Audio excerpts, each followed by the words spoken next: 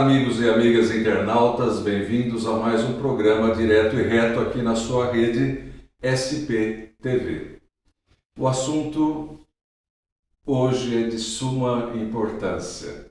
Embora parte essencial da natureza, vive-se e morre-se todo e qualquer ser humano, o assunto permanece tabu por toda a nossa existência humana.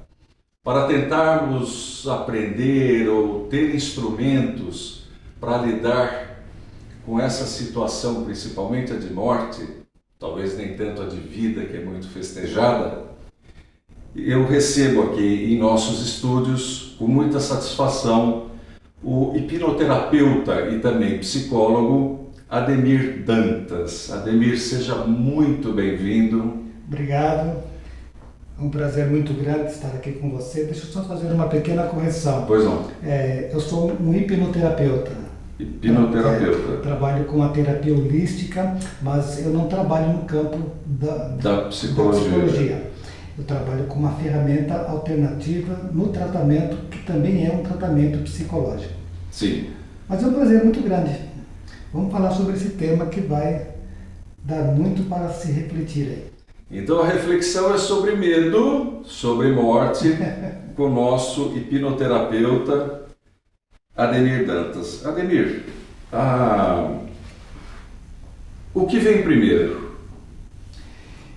Eu acredito que a morte, como você mesmo já fez uma reflexão, ela é o princípio do início de um processo de uma vida. Não vai existir uma morte se primeiro não houver o seu princípio, que é a vida. E o princípio da vida é o nascimento.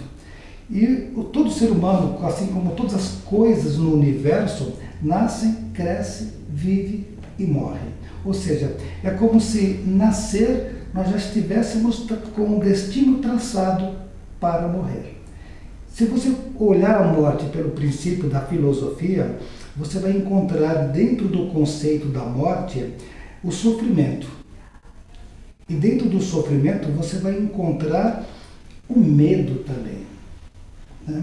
Porque o ser humano, ele nunca, em nenhum momento na sua história, ele vai tomar essa consciência de que é uma passagem, que alguns podem pensar uma passagem espiritual, outros podem pensar que é apenas uma transição do tempo, cada um dentro do seu limite vai chegar no seu tempo e vai deixar de existir. Então, o termo até filosófico seria o existencialismo, né? Ou seja, a existência humana. Mas dentro do meu trabalho, eu trabalho com hipnoterapia, eu lido muito com o sofrimento da morte. Não pela pessoa que está fechando o seu ciclo, mas sim para aqueles que vão ficar e vão ter que conviver com esse sentimento. Que é um sentimento muitas vezes deprimente demais, é um sentimento que pode ocasionar uma ruptura completa do estado emocional, afetivo e até social do indivíduo, pode causar grandes mudanças na sua forma de ver a vida, de ver as pessoas, o relacionamento social, enfim, e pode mudar inclusive a forma da pessoa ver a si mesmo. Então, até eu costumo trabalhar muito no meu consultório, que é uma técnica que nós chamamos de terapia de luto. Muitas vezes a pessoa ela vai com uma depressão, uma angústia muito grande, e ela não tem a mínima consciência de que esta angústia, este sofrimento pode ter e estar enraizado a uma dor muito grande que ela teve de uma perda. E esta perda, ela não necessariamente, às vezes quando você faz uma regressão por meio da hipnose, não necessariamente você encontra uma experiência de morte, uma perda de alguém querida. Às vezes ela é até imaginária. Pode ser perda de valores, por exemplo? Valores está relacionado à questão moral, né? A questão da moralidade do ser humano. E dentro desse processo da sua moralidade, essa perda ela não vai representar significativamente uma relação traumática para o indivíduo. porque um dos aspectos da personalidade do ser humano é o aspecto moral. Mas antes dele chegar na sua moralidade em si, ele passa por um campo que é o campo da consciência. Ou seja, qual é a consciência que você tem da sua vida? Qual é a consciência que você tem sobre você? Qual é a consciência que você tem sobre as pessoas que estão à sua volta? Porque algumas pessoas, ao perder alguém, sofrem demais. E a vida passa por uma grande mudança. Enquanto outras pessoas, mesmo passando por experiências dolorosas de perdas, como uma tragédia, como uma doença incurável, como o câncer, ela reage de uma forma diferente. O ser humano ele nasceu para ser produtivo, ele nasceu para viver. E viver intensamente, viver com toda a sua energia, com todo o seu dinamismo, com toda a sua potencialidade. O ser humano não nasceu preparado para morrer. Agora eu fiquei espantado. Não... Vamos tentar ser didáticos num tema difícil. Para eu entender, o leigo. A primeira coisa que na sua fala eu vou aproveitar como gancho e vamos começar a esmiuçar seria o seguinte: como terapeuta, você é procurado por pessoas que sofreram perdas de entes queridos, pessoas pais... que trazem um certo grau de sofrimento. Perfeito. Aí eu pergunto para você, também chega até você aquele que ele tem a sua vida já decretada como finda em razão de uma doença? Esse também lhe procure? Qual a expectativa? Sim, recentemente eu tenho tratado de pessoas que estão passando por tratamentos de câncer, né? Ou seja, ela está esperando pela morte. E ela está desesperada, ela está angustiada porque ela não quer perder o seu valor maior, que é a própria vida. Né? E é nesse momento que entra o medo, é nesse momento que ela desencadeia dentro dela uma relação de impotência, de incapacidade, ou seja, é onde o ser humano ele começa a perceber uma consciência que ele sempre teve, sempre esteve presente, mas ele nunca conseguia perceber essa consciência. A consciência da incapacidade, a consciência da impotência. Imagine, por exemplo, uma mãe que ela vê o seu filho doente e ela quer curar esse filho, ela quer trazer a cura para este filho. E ela se sente impotente diante disso. Então, quando você fala de morte, você fala de sentimentos muito profundos. Citei o exemplo da mãe, até porque recentemente estou tratando um caso exatamente como este. Uma mãe que, devido ao problema da pandemia, o filho dela adoeceu, ficou entubado, e ela chegou no consultório num grau de depressão muito grande, estava totalmente dopada, cheia de remédios calmantes, antidepressivos, para poder conseguir ficar em pé. E quando ela viu o filho dela entrar no hospital, ela começou a ter crises de desmaios. E a partir dali, isso já faz 3 anos, aliás, 3 anos não, faz 6 meses, né, que ela está sempre tendo esses desmaios. E quando nós vamos olhar para o que foi que gerou dentro dela esse desequilíbrio emocional ou psicológico, nós entendemos que foi exatamente a experiência recente dela ter visto o filho passar por um caminho que na consciência dela enxergou o caminho da morte. Então veja bem, cada vez que você leva um filho para um hospital, ou um pai ou uma mãe, você não enxerga a saúde, você enxerga o desespero. O primeiro que vem é o medo da morte e não se enxerga a possibilidade de restabelecimento da saúde. Exatamente. Por quê? Porque nós temos instintivamente uma reação inconsciente tão profunda e ela nos causa este medo. O medo é comum em todo ser humano. O ser humano nasce para experimentar na sua existência muitas experiências de medo. Porém, o medo mais apavorante que o ser humano vai experimentar é o medo da morte. Mesmo quando você pega um ateu que ele diz o seguinte: olha, eu não tenho medo da morte, eu não acredito na reencarnação, por exemplo. Para mim, morreu, acabou, para mim, morreu é alívio. quando ele chegar naquele momento, isso se descreve no meio de sessões de terapia. Não estou dizendo simplesmente pelo fato de que pressupõe filosoficamente um estado. Não, isto é a experiência vivenciada de pessoas, pacientes que chegaram próximo desta consciência que nós estamos falando, que é a consciência de que a minha existência vai acabar.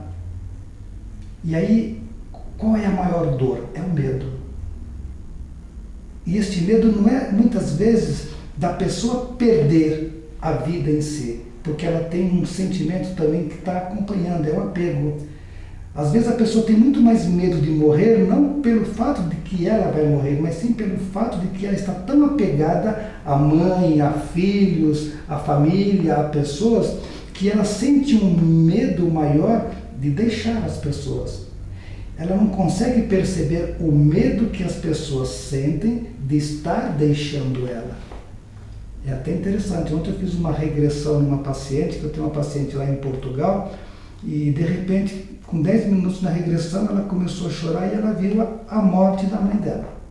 Nessa visão que ela teve dentro da regressão, infelizmente, foi uma tragédia. A mãe dela havia acabado de se suicidar no quarto ao lado onde ela estava dormindo. E a mãe estava lá para que ela cuidasse dessa mãe. E a mãe era depressiva, a mãe tinha uma série de problemas, e de repente ela ouviu um barulho e quando ela foi socorrer a mãe já não teve tempo de socorrer. Isso aconteceu com ela há 12 anos atrás. E ela traz hoje um medo inexplicável. E o medo dela não é simplesmente o medo de sair de casa ou o medo de ser assaltada. Não, o medo dela é um medo inexplicável mesmo, porque ela não consegue compreender o porquê depois daquele evento, morte, ela que era uma pessoa tão decidida, uma empresária, uma pessoa tão consciente da vida, ela se transformou em uma pessoa completamente frágil, fragilizada, doente e insegura. Então a morte, de uma certa forma, ela mexe realmente com algo muito mais profundo dentro de nós. Tentando entender esse algo mais profundo, me corrija se eu estiver errado. Eu posso dizer que o pós-mortem, o pós-túmulo, se eu vou para o céu, se eu vou para o purgatório, se eu vou para o inferno, se eu vou para o umbral, se eu vou ser recebido pelos meus, se eu vou encontrar apenas estranhos, ninguém como referência, também é causa do medo? Ou simplesmente, não, eu apaguei? A busca pela compreensão espiritual ou a busca pela compreensão da existência humana, tanto no campo da filosofia como no campo da religiosidade, no campo das crenças, o ser humano sempre procurou compreender a morte, sem nunca poder entendê-la em sua própria consciência. E dentro dessa busca de compreensão, ele começou a criar as suas próprias crenças. Então nós temos várias etnias que falam sobre a morte, nós temos várias crenças que falam sobre a morte, e cada uma ela leva a um certo nível de... Eu vou tentar remodular essa minha consciência a respeito da morte. Ou seja, aquele que dentro de si encontrou um conforto, acreditando que a morte é uma passagem para um campo espiritual e ela vai encontrar um céu lindo e maravilhoso, todo azul, e lá ela vai se encontrar com Deus, ela encontrou esse conforto. Então esse conforto para ela torna-se importante porque ela está buscando exatamente um equilíbrio para aquilo que lhe causa medo. E é esse equilíbrio para este medo que eu não consigo, como eu disse, eu não consigo dominar dentro da minha existência, é que me faz procurar respostas. Eu quero resposta. Para onde que eu vou depois que eu morrer? O que vai acontecer comigo quando eu morrer? Eu lembro meu pai, antes de morrer, ele sempre dizia o seguinte: para mim, morreu, acabou. E para ele aquilo tinha um conforto. Ao mesmo tempo, eu lembro que a minha mãe ela dizia o contrário. Não, quando eu morrer, eu acredito que eu vou para um lugar muito especial, muito bonito, muito confortável, e lá eu vou viver uma vida em paz, eu vou ter uma paz eterna. Então tudo isso faz parte dessa busca incessante que o ser humano tem a respeito de compreender a vida e compreender a morte, né? Então, como é que você pode chegar a uma conclusão de que este ou aquele, esta etnia, esta religião ou esta crença é mais correta do que a outra? E essa resposta nós nunca vamos conseguir encontrar. Porque a única coisa mais certa que nós temos na nossa vida é de que todos nós vamos morrer. E quando eu falo isso para você, imagina eu chegar para você e falar, Zalaf, você vai morrer. Sim. Nossa, vai te assustar, Adele, você está me desejando mal? Não, eu estou constatando um fato da natureza humana. Assim como o sol nasce todos Exatamente. os dias e a lua também. Você pergunta para uma criança, você consegue imaginar ver o seu pai morrer? Essa criança vai ficar assustada. Sim. Só dele pensar na possibilidade dele perder o pai. E olha que interessante, o pensamento da morte ocorre exatamente na primeira fase da infância, entre os seus 1 ano a 4 a 5 anos de idade. É quando a criança começa a formar a consciência de quem ela é, como criança. E ela vê dentro desse universo de quem eu sou como criança, ela só consegue ver 2 pessoas importantes no mundo, o pai e a mãe. E quando ela começa a imaginar a possibilidade de perder o pai, ela começa a entrar em desespero, onde começa a surgir os pavor noturnos da criança. Né? Às vezes você conversa com uma criança, ela está triste, está chorando, e de repente você pergunta qual a razão de você estar sentindo assim. Ela está triste e angustiada simplesmente porque a mãe dela ficou doente. Mas a sua mãe ficou doente, mas ela tem saúde, ela vai melhorar, ela vai se curar, ela vai ficar tudo bem. Mas na cabeça da criança, não. Aquilo gera nela um impacto tão forte emocionalmente que ela começa a imaginar a possibilidade de perder aquela mãe. E se ela teve alguma experiência onde ela realmente perdeu e já viveu a experiência de um velório, de um luto, de ter que realmente enterrar alguém, aquilo a apavora mais ainda. Então nós estamos falando de quê? De traumas. Né? Os traumas do passado, ele é assustador quando você fala de morte. Tem pessoas que você pode tocar em qualquer assunto, mas não fala de morte perto dela, porque aquilo desencadeia nela uma reação tão simbiótica, tão profunda, tão inconsciente, que ela começa a entrar naquele desespero que ela tinha quando era criança. Eu quero aproveitar, o programa vai ser curtíssimo, porque o assunto é muito interessante. É o que eu falei antes, né, Lércio? O assunto começa a esquentar. Né? Mas eu percebo assim, falamos, morreu, daí daqui a pouco perdeu um ente querido, perdeu, morreu. É estrutural esse medo? Por que a gente fica oscilando as palavras, modulando? Com a hipnose, as ferramentas da hipnoterapia e da psicologia positiva com a qual eu trabalho, eu trato de pessoas que sofreram traumas. Então o que acontece?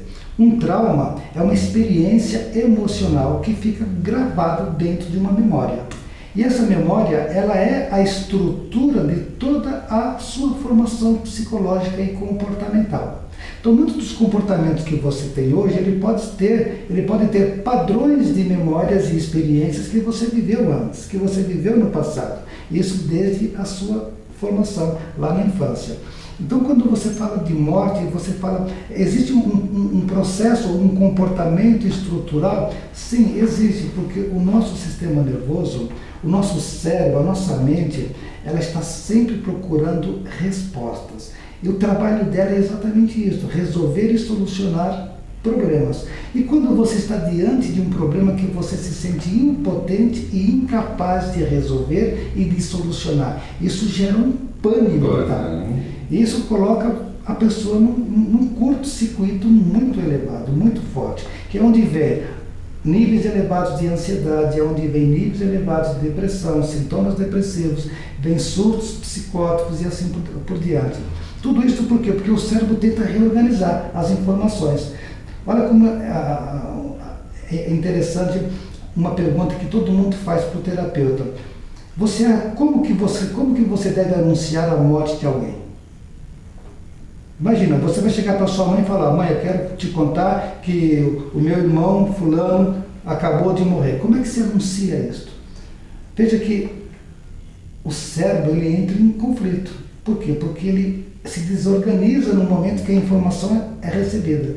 Naquele momento pode desencadear uma reação bioquímica tão grande dentro do cérebro dela que ela pode desmaiar, ela vai ter o seu coração disparado, ela vai começar a entrar no processo de taquicardia, ela vai ter a sua respiração completamente sufocada, vai fechar as traqueias, ela vai começar a ficar trêmula. Isso vai desencadear uma reação psíquica e neurológica do medo. Ela vai ativar uma área dentro do cérebro dela que é chamada a amígdala cerebral, é onde se concentra todas as nossas experiências de medo. Então, por exemplo, se você sai na rua e leva um susto, automaticamente a sua amígdala ela foi ativada. E no momento que ela é ativada, o cérebro se desorganiza. O processo do pensamento, da razão e da consciência se desorganiza completamente. Aquele choque que você levou por uma informação vai desencadear uma reação bioquímica no cérebro que vai afetar todo o seu organismo. Vai te dar um frio na barriga. Por quê? Porque o cérebro vai precisar de ser reativado. Ele vai precisar de mais sangue circulando dentro dele para ele se reorganizar e se remodular novamente.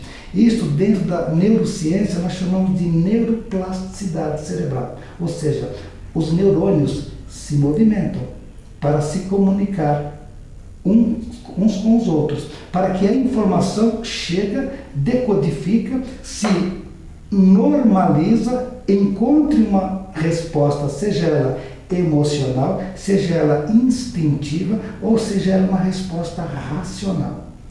Porém, o que acontece? Essa desordem bioquímica no cérebro é que vai desencadear um comportamento fisiológico. Então, como é que uma pessoa pode chegar para outra e dizer: olha, o fulano morreu? Olha como é difícil uma simples transmissão de uma informação e a maneira como você recebe aquilo.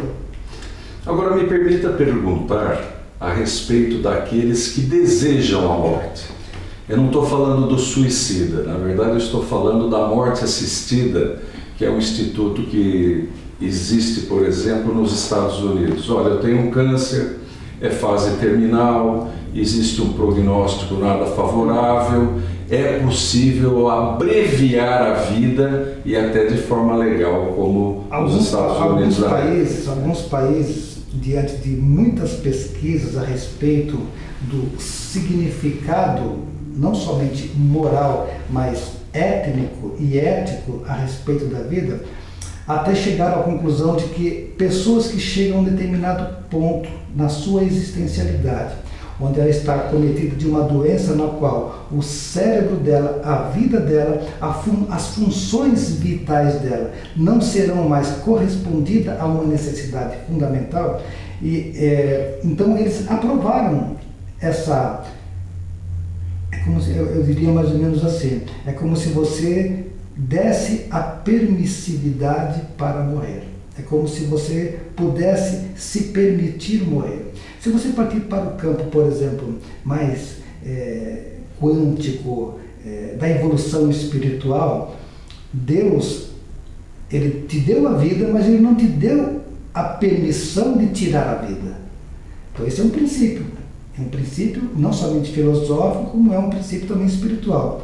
E se Deus não te deu essa permissão de você tirar o valor maior que Ele deu a você, que é a vida, então você está cometendo um grande pecado. Né? Vamos trazer um pouco essa questão do pecado. Mas a pessoa, quando ela chega num determinado grau, num determinado nível na sua vida, e ela tem esta vontade, esse pensamento, ela já vem processando isso há muito e muito tempo. Talvez motivado pela doença propriamente, talvez motivado pelas coisas que ele já perdeu, talvez motivado pelo próprio medo que ele esteja sentindo daquilo que ele não sabe o que vai acontecer. Aí voltamos para aquela consciência. Quem é que gostaria de realmente pedir isto para a medicina, para uma sociedade ou para, enfim, um congresso, um meio político que pudesse autorizar a pessoa a tirar a própria vida. É uma questão muito, muito delicada, eu acredito que seja, porque você está falando do ser humano, né? Você está olhando o ser humano e na condição em que ele está, ele pode até desejar muito. Eu diria mais o seguinte, que o desejo ele não vem tanto pelo fato de ele querer deixar a vida. Quando nós falamos, por exemplo, em suicídio ou em eutanásia, nós falamos sobre a permissividade que a pessoa tenta buscar dentro de si, dela conseguir tirar um sofrimento que ela está carregando. Quando você pensa que você não quer mais viver, você não quer matar a si, você quer matar algo que você não suporta mais continuar carregando. Talvez você queira matar o seu próprio desespero, talvez você queira matar a sua própria angústia, você queira que morra essa dor. Eu costumo sempre olhar, muitas vezes, pessoas que, por exemplo, que acabam passando por um ciclo de vida e elas vêm a desenvolver sintomas de depressão. O depressivo é o paciente, é o cliente que mais pensa em morte. E em terapia, nós nunca vemos, num processo psicoanalítico ou mesmo num processo regressivo, nós nunca vemos a morte em si como principal desejo dele. O desejo maior, o desejo principal que ele mostra com a morte é exatamente se livrar do sofrimento, né? E tem um momento, como eu disse, o cérebro ele entra nesse colapso, e é nesse colapso que ele se desorganiza. E se o desejo da morte ele já está tão evoluído para um impulso na qual ele não consegue voltar mais ao controle, então ele se mata, ele se suicida. Bem, amigos, é infindável o tema. Fica aí o gostinho. Toda a entrevista aqui é boa, te quero mais, estendo meu convite e outros convites ao Ademir, até porque eu estou segurando aqui, ele vai responder no próximo programa. Existe uma boa morte? Você acredita que há uma boa morte? Santo Antão pedia uma boa morte. Participe conosco, 974 14 40 44. Ademir, suas últimas palavras, o endereço da sua clínica, telefone de contatos. Quero muito agradecer pelo convite. O meu consultório fica aqui ao lado do Colégio Dom Bosco, ali na Galeria Boulevard, e as pessoas que quiserem conhecer sobre o meu trabalho de hipnose clínica, eu trato de pessoas que sofrem com depressão, ansiedade e síndrome do pânico.